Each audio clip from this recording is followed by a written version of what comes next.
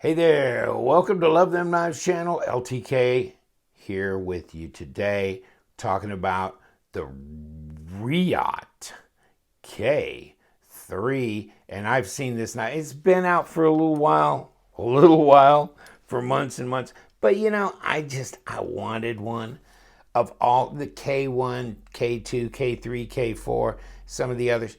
I've really been attracted to this one. And I think I saw on Epic Snuggle Bunny, I believe, did like kind of a video on this knife before it went to production. So that was way back, way long ago, back when we were young, like 2017 or something. I don't know, but maybe late 2016. In any case, so no. And this is a titanium frame lock flipper knife, and of course, it's made by Reate, and it is typical Reate. What can I say? This is kind of turning into this replay like Groundhog Day.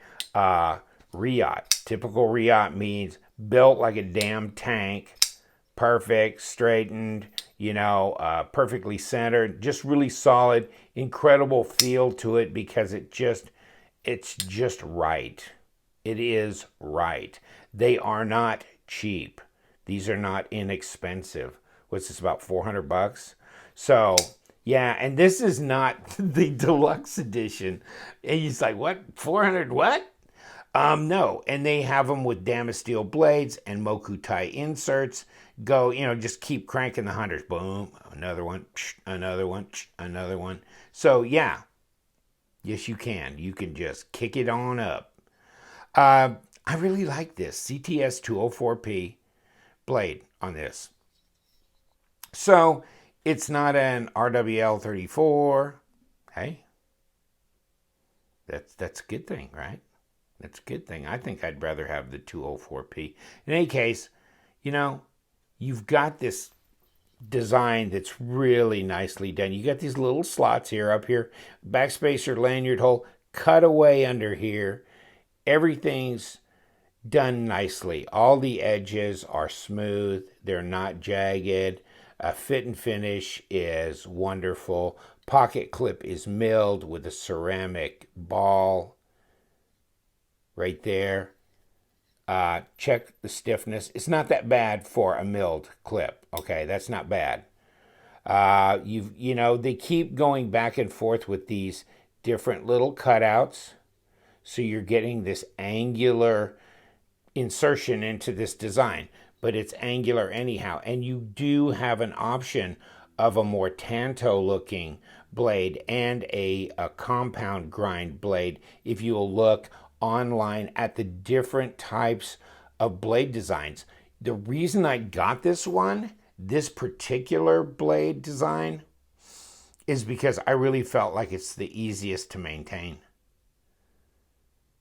And you know what? I'm really starting to like it even more than the compound grinds. The compound blades, those kind of look more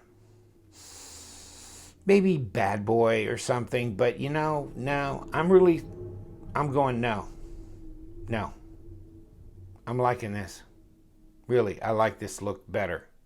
And you've got this dual direction pattern here. You've got these satin flats that are back and forth like this, and then you have the grind that's up and down like that. And it's always that fun little Reate type weird grind that just drives me crazy, because it's not like a super smooth, right?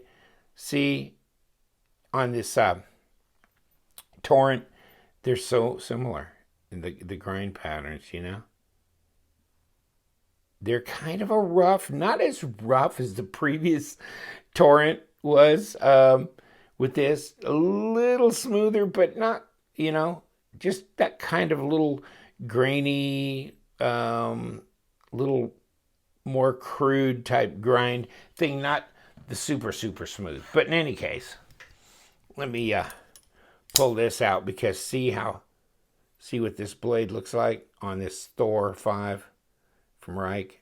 I mean, that's just amazing. And that's just an amazing knife in any case. So yeah, the K3, I just think it's really cool. It's a big knife. Come here, Fancy. Get up on stage. Well, they look close to the same size in this aspect ratio. We're going to pull back and get these pivots lined up. K-3 is bigger, although the Para 2 has a big, huge handle. Now let's flip the aspect ratio. I think we're starting to see a difference now. Okay. Now, Bertha, get out here. Give us a measure. See this? Full 4-inch blade.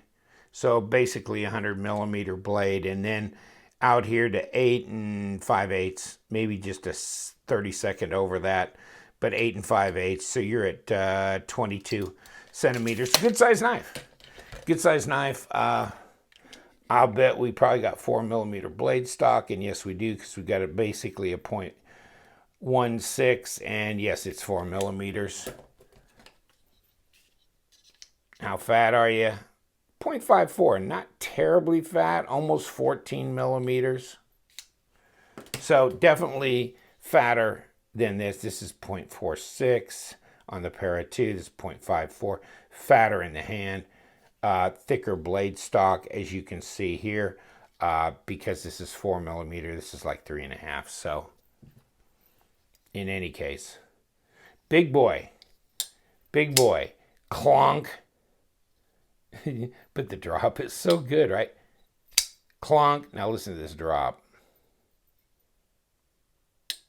Oh, man, that's just like, woof. Yeah, it's just, you know, all these Reates are really nice like that. They're all tanks, at least the ones I've had, including this Torrent, you know. Let's break you loose from your detent.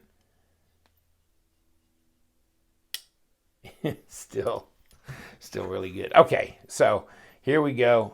Grams. Oh, 159. Guess we could round it off to 160. And 5.6 ounces, which, you know, I'm almost surprised that they kept it under 6 ounces. Folks, it's got some heft to it. It really does. Front choil. Check it out. Oh, man, that's so nice. But, you know, it's just a little on the, depending on the size of your fingers, if they would have kicked this angle on this tip out that way just a bit, you could really get your fingers in there because you got this jimping up here. So you could really go forward. You can kind of do that if you had to, but you really need to watch that because this edge is here. I mean, it's not like it's just kind of coming on a little bit. It's sharp right there. So tuck in, don't put a lot of pressure, but you can go like that if you need to. But I mean, the little kind of a hint of a harpoon type deal here with this kind of sheep's foot looking blade. It's just really nice. And speaking of the blade and CTS 204P, well, okay. Guess what? It cuts, which is always nice when you buy a knife that'll do that. See, you've got kind of this really strange, not strange texture, but kind of a real rough texture in this insert in here on both sides. And I'm not going to tell you how they did that because I don't know right off. It looks like just like a real rough bead blast, but I don't think it's that either. I'm not sure. Machining days have long passed me. And this is really nice. These are shiny, you know, hardware here. It really stands out. Reminds me, I mean, this hardware is just like the Valhalla that I did not too long ago. And, you know, but the Valhalla was a lot more rugged stonewash. This one's kind of just a natural tie or just a really, really fine bead blast. And you can see the hardened steel or the insert, the over travel stop. Of course, it's got a hardened steel insert in here. And if you want to look on in the inside, since I didn't tore it apart, there's the top part. There's the bottom where they've done some weight relieving in here. Okay. And even up near the top here in the back, up north of the detent ball. But of course on the top, they did the weight relieving right here. Inserts of carbon fiber. Which really leads me to my biggest bitch about this knife, which is, where's the symmetry?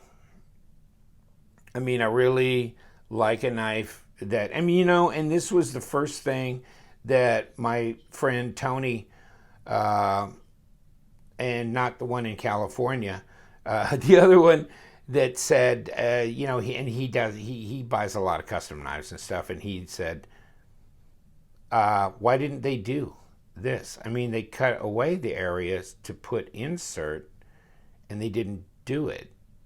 Because at first I was thinking about getting the Damas steel with the Moku tie and stuff, and you know, after he made that remark, kind of, I chewed on it for a while, and I'm going, yeah, I don't quite get that. Because, I mean, well, of course, this came out before the torrent, but hello? You know, you have the carbon fiber on both sides. Yeah. Is it balanced? It's a lot more balanced that way. It just is. So, yeah, that's kind of, you know, and if you look at knives now like the the Wisp, the Vapor, the Zephyr, the Eschaton, the Megatherium, and, you know, that's just knives. There's others that are balanced with the carbon fiber in both sides. There's a Best Tech knife that's coming out called the Pterodactyl. It'll be out in a month or so, and that definitely has carbon fiber inlay both sides. So do some of the Reich knives, the CH/Reich collaborative one. Yes. You know, so, wow. I think they kind of missed the boat on it. I think if this was going to be a keeper for me, and I can't keep this one, I do have to roll them and refresh my budget. But if it was going to be a keeper for me, you know what I'd do? I'd get somebody to inlay some carbon fiber there and there. I just think that would just totally balance the knife so much better. There's your lockup. Not a whole lot. That's 20% at best. 20% at best. Like I said, action's incredibly good. Detent. Most of these Reich knives, I mean, most of these Reate knives, a lot like a lot of the Chinese flippers, including even really the American ones, the ZTs, are usually about a 5, somewhere between like 4.5 and 5.5, and this just feels about the same. This feels like that ZT 0462 that I had in my hands the other day. And that went out on a trade, but yeah, this one's a little tougher, a little stronger detent than that one, I'd say. This one, you got jimping up front on your flipper tab, and kind of a little bit, yeah, just right in the front here. There's your blade stop. I was going to say, I thought it looked like it was a little bit over the top as well, but not really. I'm seeing a reflection. So, yeah. In any case, and this pass-through is all you need. You don't need a huge, deep cutaway for the pass-through, and these knives don't do that because they want to keep their design integrity and all that kind of stuff. But you need a little bit, just a little bit, and it gives you a little bit, and that's all you need.